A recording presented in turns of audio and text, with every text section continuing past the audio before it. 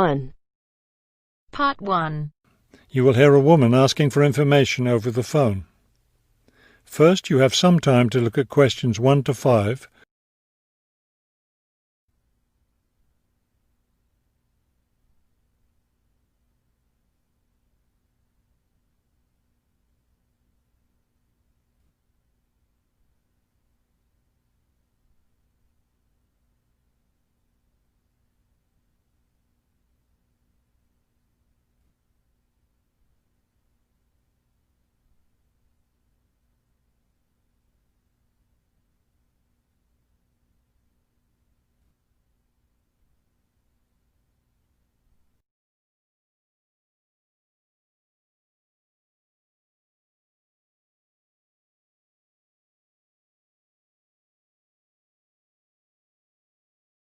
Now we shall begin.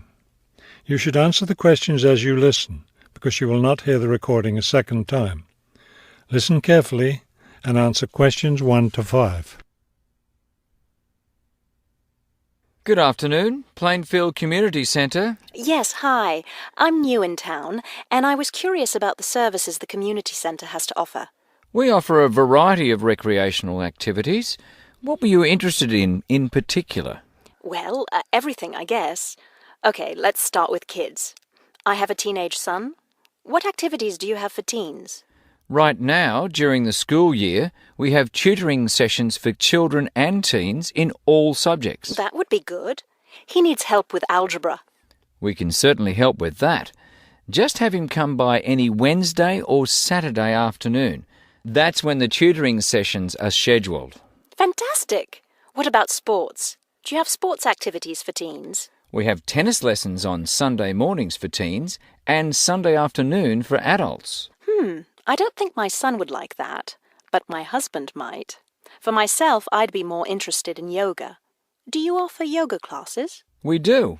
Our yoga classes take place on Tuesday and Thursday evenings. We divide it up into several groups, so there's one class for younger children, one for teens, and one for adults. Really? I doubt my husband and son would be interested, but I'd like to sign up for yoga. I also like reading. Do you have any book clubs? We have one just about to start. The first meeting will be next Friday morning. It will focus on early 20th century novels. Too bad it's Friday morning. I think my son would enjoy it, but of course he's in school at that time. Well, actually, that book club is for adults only. We may start one up for teens next summer, but we have nothing for that age group right now. Oh well, I suppose he has enough to keep him busy for now. Now, what about fees? Do these classes and activities cost anything? Before you hear the rest of the conversation, you have some time to look at questions 6 to 10.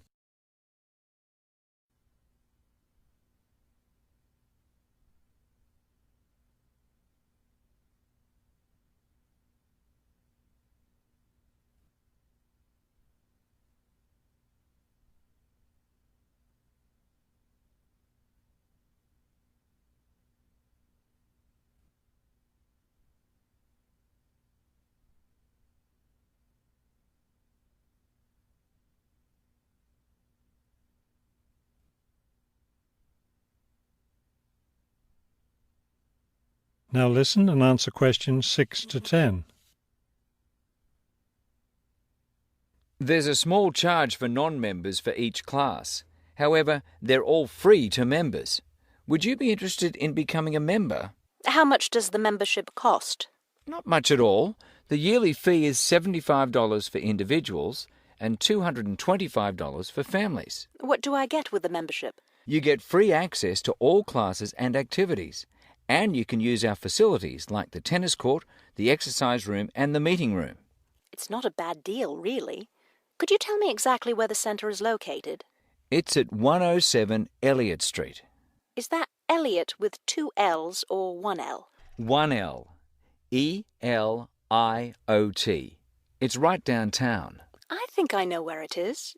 Do you have free parking? Yes. You can park just across the street. There's a garage there. That sounds easy enough. Maybe I'll come in one day next week and sign up for some classes. That would be fine. But don't come on Monday because we're closed that day. We're open Tuesday through Sunday. Oh, thanks for telling me. Maybe I'll stop in on Tuesday then. Can I pay for the classes with a personal check? We accept cheques and credit cards. Okay, thank you very much. You've been very helpful. That is the end of part 1. You now have half a minute to check your answers.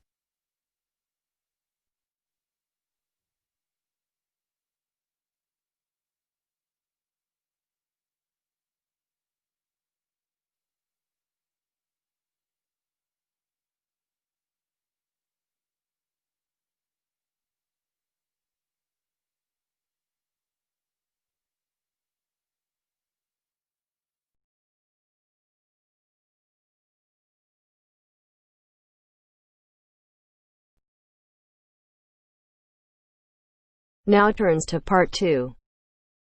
Part 2. You will hear an extract from a talk about the Scottish Highlands.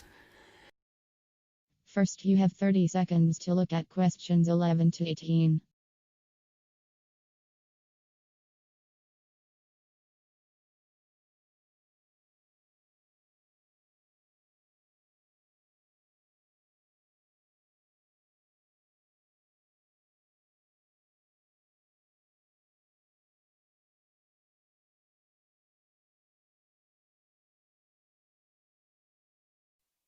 Today I have with me Moira Mackenzie, the author of several books in a well-known series of travel guides, and she'll be talking about what is probably the most fascinating wildlife area in Europe, the Scottish Highlands. Moira. Yes, that's right. And it's a wonderful place to visit with lots to do in an area that makes up over half of Scotland. Including the 790 islands that lie scattered around the coast, it covers 39,000 square kilometres. Getting there is easy. From here in Glasgow, a good starting point is Fort William on the west coast, with regular bus and rail services linking the two. I'd recommend the train, which takes 4 hours to get there. Alternatively, you can take the Highland Line, which takes the more easterly route up to Inverness. That, in fact, is a bit quicker, taking around 3.5 hours to cover the 280 kilometres from here. There are also two main options by road. You can take either the A9 up through Stirling and Perth and then on to Inverness, or else on the west there's the A82 which runs up to Fort William and then, if you want, on to Inverness. Now, a lot of people associate the Highlands with bitterly cold weather, but in fact the region has a generally mild climate as a result of being surrounded on 3 sides by sea, particularly the warm waters of the Atlantic. At sea level in the west, for instance, the temperature ranges on average from a minimum of 1 degree centigrade in January up to 18 in July, and you can actually see palm trees growing there. Obviously, though, the temperatures will be lower inland and on higher ground. You can expect it to rain a lot too, particularly in the west, where annually as much as 2,000 millimetres regularly falls, though this helps account for the rich variety of vegetation and wildlife. When you get there, you'll find there are plenty of reasonably priced places to stay. In Fort William, for instance, you can find a room for the night in a small hotel or a bed and breakfast for just £25, or for £28 to £30 in Inverness. It's probably a good idea to book ahead though, especially in the summer months. With all the leisure, sports and cultural activities on offer, the towns are becoming increasingly popular with visitors. For example, accommodation in Inverness won't be at all easy to find this year around the 23rd of July, as that's when the local Highland Games will take place. So, if your aim is to see the countryside, it may be best to stay in a small village.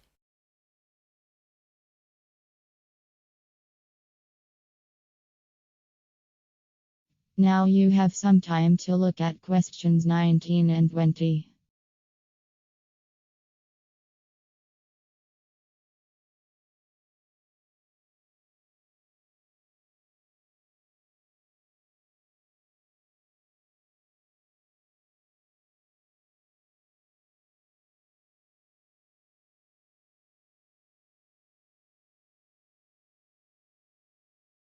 As I mentioned, there's a huge range of wildlife in the Highlands, but for those visiting the area, there are some basic ground rules that are essential if we are to protect it. Firstly, you should make every effort not to disturb birds and animals, and one way of doing this is to blend in with your surroundings, for instance by avoiding brightly coloured garments such as orange anoraks. To see wildlife clearly, it's best to use binoculars, keeping your distance. This is particularly important during the breeding season. Wherever possible, use a hide so that they are less likely to detect your presence. Surprising though it may seem, visitors are advised to use their cars where no purpose-built hides are available, as people are apparently less likely to startle animals if they stay inside their vehicles. You may even find that creatures come up close to where you're parked, in which case, wait until they've gone before you move off. It should really go without saying that it's essential to be as quiet as possible, though sadly some people need reminding of this. Oh, and one other thing. Wild animals and pets don't mix, so please leave your dog at home or at least somewhere he or she can't chase the wildlife or damage their habitat.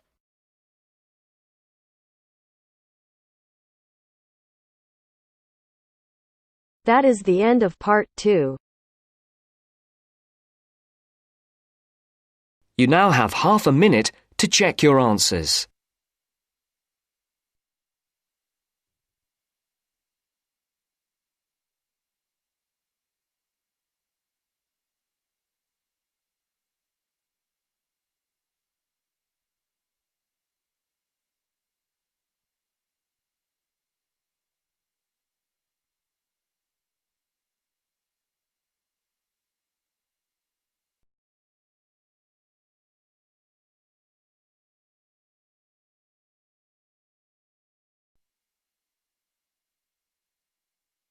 Now turns to part 3. Part 3. You will hear an extract from a talk about the congestion charging scheme. First, you have some time to look at questions 21 to 25.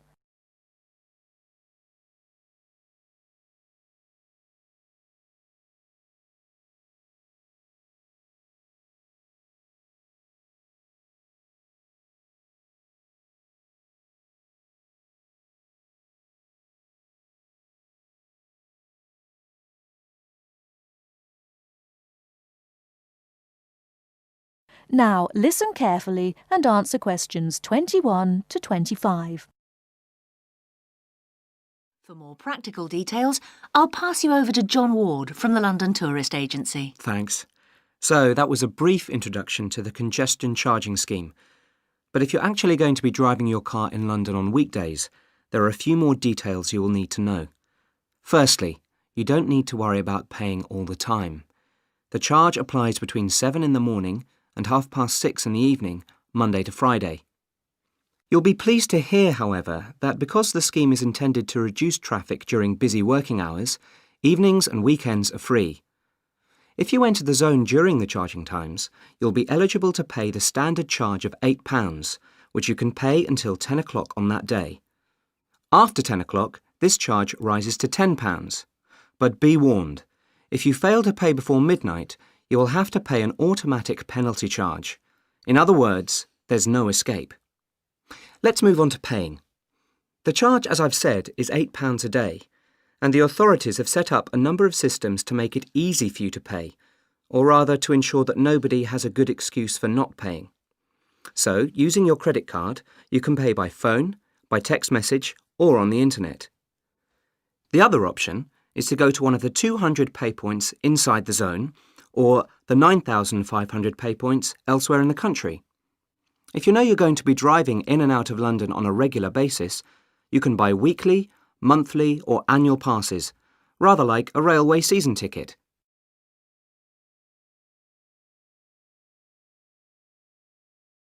Before you hear the rest of the talk, you have some time to look at questions 26 to 30.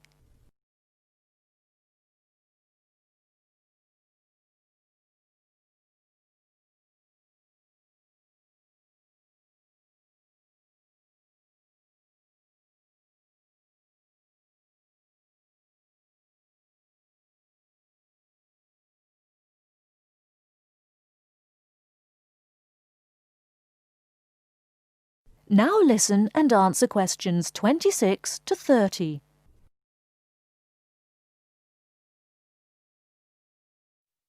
OK, on to the area itself. The congestion charging zone is everywhere inside London's inner ring road. For those of you not familiar with London's road system, this includes the City of London, that's the main financial district, and the West End, the commercial and entertainment centre. If you're still not sure, there are very clear signs on all roads which indicate when you are entering the area. These are round and have a white letter C on a red background. The scheme is policed by cameras which photograph all cars entering the area and send them to a computer which can recognise all British and European car registration plates. If you pay the £8 charge, you'll find London a little easier to drive round than it was before the charge was introduced. But if it's all too much trouble and you decide to leave your car at home, then you are left with public transport. That's trains, buses, taxis, or the underground. Some of the money from the congestion charging scheme is being used to upgrade public transport, so you should see improvements there. And because of reductions in the number of private vehicles on London's roads brought about by congestion charging, buses and taxis are providing a quicker, more efficient service than they did in the past. OK, I've covered the main details that you need to know. That is the end of part 3. You now have half a minute to check your answers.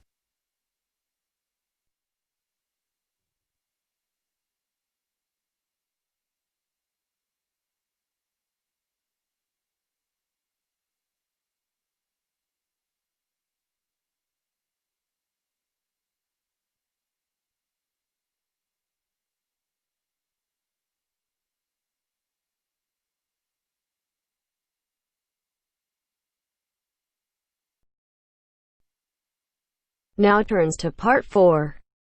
Part 4. You will hear a talk on bullying in the workplace, given by a university lecturer to a group of students. First, you have some time to look at questions 31 to 40.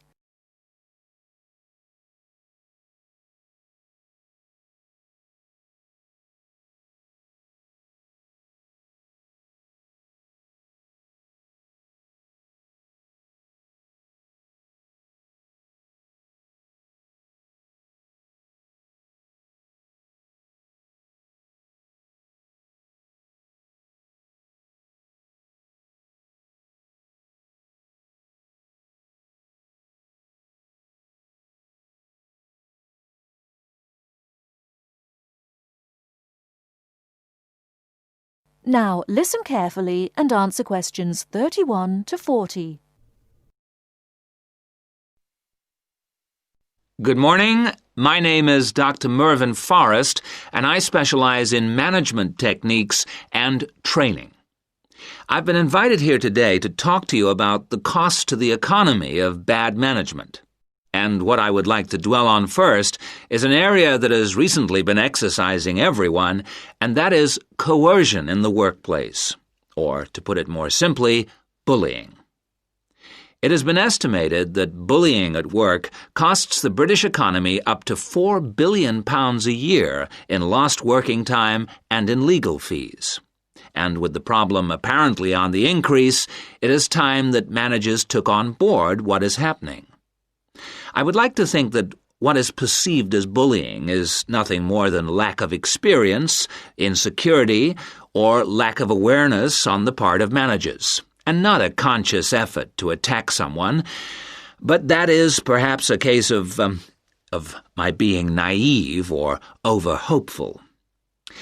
Before we break up into groups to look at the first task on the handout you've got, I'd like to give you a start with some of the main bullying methods that have been identified so far. Basically, what I'm going to do here is to give you examples of 1 or 2 points. Can you all read the OHP clearly? Yes? Right, off we go. The first item on the list is giving people tasks which managers themselves cannot do and which are therefore impossible to achieve. This is, in fact, a very common strategy used by managers to manage their subordinates. It gives certain people a false sense of security as they watch others failing while they try to achieve the goals set.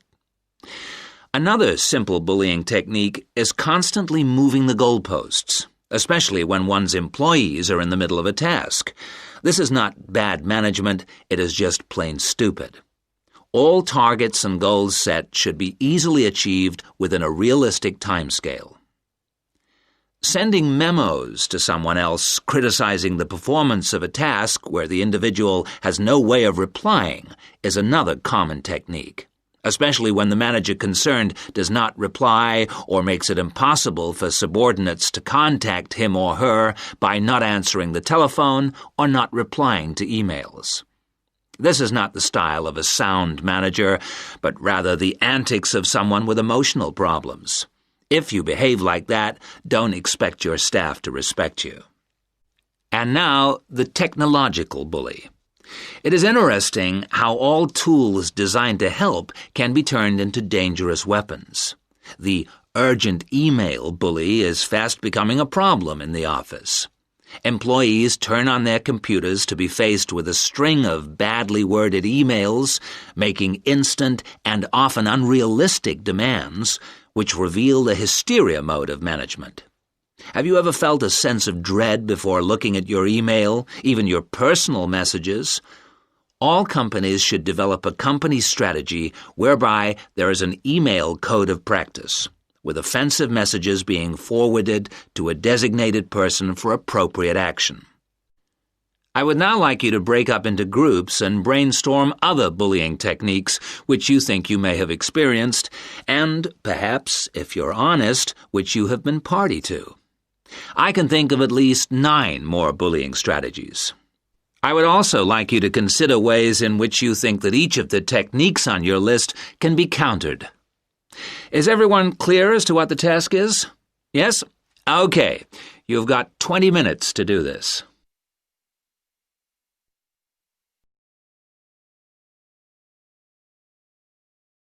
That is the end of part 4. You now have half a minute to check your answers.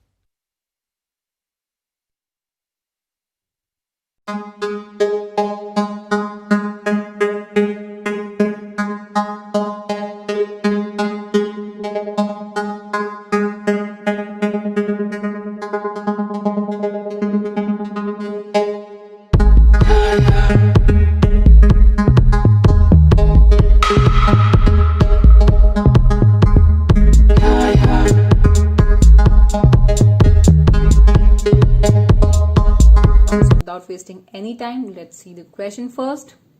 Question for today is, the 2 bar charts show the proportion of 14 to 16 years old students studying a modern foreign language in an English speaking country and the top 3 popular foreign languages. So what we are given in the graphs, we are given the percentage of students who studied a foreign language. So they are studying a foreign language. We do not know which language they are studying, okay, in an English speaking country. And also the second graph represents the top 3 languages studied by students, and the 3 languages are French, German and Spanish. And on the x-axis we are given the years, and on the y-axis we are given the numbers in percentage. Okay, so let's have a look how we will answer this. So before starting, let's have a look that in both the years girls were highly involved in learning the language. Okay, in here also you can see that they are nearly 50% and they are 40% in the year 1984 and 2007, and boys were least in learning the foreign language, 30%, and here only 25% approximately were involved in learning the language. And we can see that from the second graph also that French is highly preferred language in both the years by the students, and German and Spanish both decreased, even the 3 of the language decreased when from 1984 to 2007. So the rendered bar graphs illustrate the ratio of 14 to 16 years old boys and girls learning overseas language, means foreign language, and top 3 popular foreign languages in an English speaking nation. So this is just the paraphrasing of the question. Overall, it is discernible. Overall, it is discernible means conspicuous or clear from the graph that girls were highly interested in studying foreign language than boys, and French was most popular among 3 languages in the given year. So we can see from the graph that girls were highly interested in learning and studying a foreign language in both the years, and French was highly popular language among all the 3 languages. So in 1984, just under 50% girls and 30% of boys studied foreign language. The percentage dropped among both genders in 2007. So we can see that in 1984, just under 50% and 30% of boys were involved in learning this foreign language, and in both the genders we can see a decrease. Okay, so the percentage dropped among both genders in 2007. So only 40% girls and nearly 25% boys were learning overseas language, means they were learning a foreign language. We can see that 40% of girls and approximately 25%, because this is 30 and we are judging that it is 25. Okay, so that's why we are writing nearly 25. We are not writing exact 25%. Explicitly, French was highly desired, means preferred language, and was learned by 50% students in 1984. That means 50% students were learning French in 1984, and only 20% were learning second language, which is German, and sorry, not Germany, Germany is a country, and they are learning German language, and Spanish was least preferred and only by 5% of the students, nearly 5%. Okay, so students in 1994, which fell exorbitantly to half and reached to a quarter in 2007. So what we are doing, we are comparing it, like in 1984 it was 50% and it reached to a quarter means 25% in 2007. Okay, for Germany also the proportion, not Germany, for German language also the proportion plunged from 20% to nearly 15%. That means there is just a 5% decrease. So from 20% to nearly 15%, the proportion plunged, means the ratio, the percentage plunged means decreased. Okay. Lastly, the least opted language, Spanish, was studied by 5% only. We can see that Spanish was studied by 5% students only in 1984, which surged, means increased to 10% in 2007. So this was for today. If you liked the video, do hit the like button and subscribe to our channel. I'll meet you in the next video. Till then, bye bye. Take care.